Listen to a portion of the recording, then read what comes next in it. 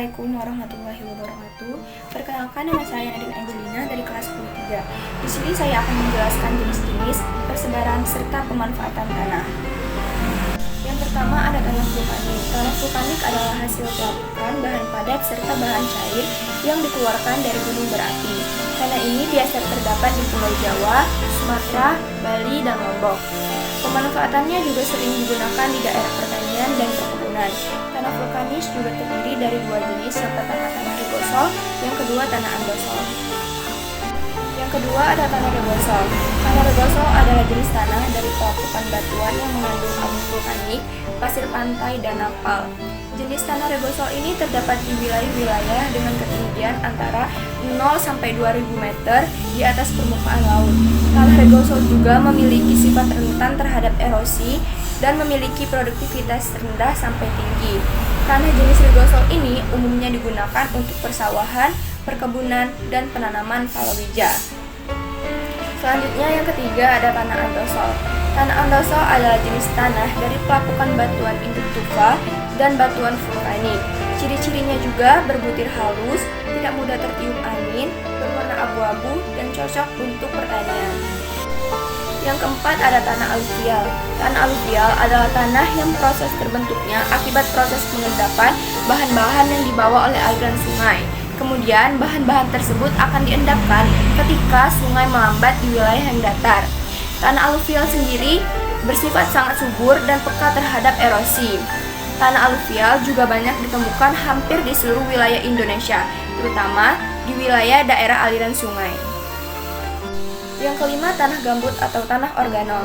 Tanah gambut atau tanah organol adalah jenis tanah yang terbentuk dari bahan induk dan mengandung bahan organik dari hutan gambut serta tanaman rawa. Jenis tanah organol sendiri banyak terbentuk di wilayah yang memiliki curah hujan yang lebih tinggi, lebih dari 5.000 mm per tahun. Selain itu, produktivitas tanah ini adalah rendah. Kemudian yang keenam ada tanah petsolik. Tanah petsolik merah kuning adalah tanah yang berasal dari hasil pelapukan batuan tufa vulkanik, endapan vulkanik, batu pasir, dan batu kuarsa yang bersifat asam. Oleh karena itu, tanah petsolik ini sangat cocok digunakan untuk lahan, persawahan, peradangan, kebun karet, kopi, kelapa sawit. Yang ketujuh ada tanah mediteran atau kapur.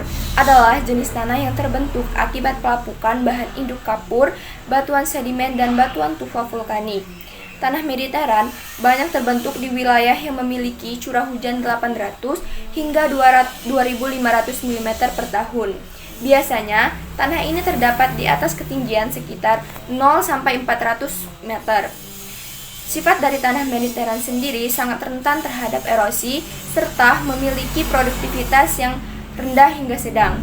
Di Indonesia, luas keseluruhan tanah mediteran ini kurang lebih 7 juta hektar.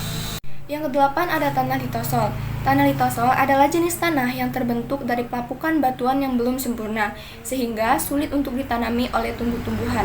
Tetapi sebagian besar tanah ini tidak dapat digunakan sebagai mestinya. Namun, ada beberapa bagian jenis dari tanah litosol ini yang masih bisa digunakan untuk menanam tanaman keras, tanaman tegalan, dan tanaman palawija. Yang kesembilan, tanah potsol. Tanah potsol adalah jenis tanah yang terbentuk akibat pelapukan batuan tufa vulkanik dan batuan kuarsa. Tanah potsol ini bersifat peka terhadap erosi dan memiliki produktivitas rendah. Biasanya, tanah jenis ini ditemukan di wilayah dengan ketinggian 0 sampai 2000 meter di atas permukaan laut. Di Indonesia sendiri, jenis keseluruhan tanah ini mencapai kurang lebih 5 juta hektar dan jenis tanah ini sering digunakan untuk peradangan dan perkebunan. Yang ke-10 ada tanah mergu. Tanah mergu adalah campuran tanah liat, kapur, dan pasir. Tanah ini terdapat di Kediri dan Madiun. Tanah ini juga cocok dimanfaatkan untuk tanaman jati.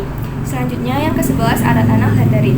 Tanah laterit adalah tanah hasil pencucian karena pengaruh suhu rendah dan curah hujan yang tinggi. Tanah ini terdapat di Jawa Timur, Jawa Barat, dan Kalimantan Barat.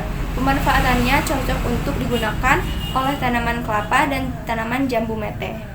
Yang ke-12 ada tanah humus. Tanah humus adalah jenis tanah yang terbentuk dari hasil endapan bahan aluvial yang memiliki memiliki curah hujan lebih dari 1.500 mm per tahun. Biasanya tanah ini ditemukan di bawah batuan dan tumbuh-tumbuhan yang lebat. Tanah ini dapat digunakan untuk lahan persawahan pasang surut dan persawahan rawa. Selanjutnya yang ke-13 ada tanah latosol. Tanah latosol adalah jenis tanah tua yang terbentuk dari batu api yang kemudian mengalami proses pelapukan lebih lanjut.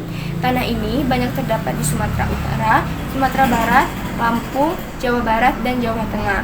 Tanah ini cocok untuk wilayah hujan tropis. Sekian video penjelasan jenis-jenis, pemanfaatan, serta persebaran tanah dari saya. Saya akhiri, wassalamualaikum warahmatullahi wabarakatuh.